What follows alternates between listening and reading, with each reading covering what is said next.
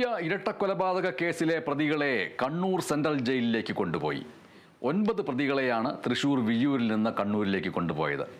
1 മുതൽ 8 വരെ പ്രതികളായ CPM നേതാക്കൾ ഉൾപ്പെടുന്ന A. Peethambaran, Saji C. George, KM Suresh, K. Anilkumar, G. Gijin, R. Sreerag, A. Ashwin, Subeesh എന്നിവരും 10ാം പ്രതി T. രഞ്ജിത്തും വിയ്യൂരിലെ അതീവ സുരക്ഷാ ജയിലിലാണ് കേസിന്റെ തുടക്കം മുതൽ കഴിഞ്ഞിരുന്നത്. ഈ പ്രതികളെ കനത്ത പോലീസ് സുരക്ഷയിലാണ് കണ്ണൂരിലേക്ക് കൊണ്ടുപോയിരിക്കുന്നത്. എറണാകുളത്ത് കാക്കനാട്ടെ ആക്രിക്കടയിൽ വലിയ തീപിടുത്തമുണ്ടായി. വെൽഡിങ്ങിനിടെയാണ് തീപിടുത്തമുണ്ടായത് എന്നാണ് നിഗമനം. വൈദ്യുത ഉപകരണങ്ങൾ ഉൾപ്പെടെ ഉള്ളതുകൊണ്ട് വളരെ വേഗത്തിൽ തീ വ്യാപിക്കുകയായിരുന്നു. സമീപത്തെ തെങ്ങുകൾ ഉൾപ്പെടെ പൂർണ്ണമായി കത്തിനശിച്ചു. അഗ്നിശമന സേന എത്തി തീ നിയന്ത്രണ വിധേയമാക്കി. ആളപായമില്ല.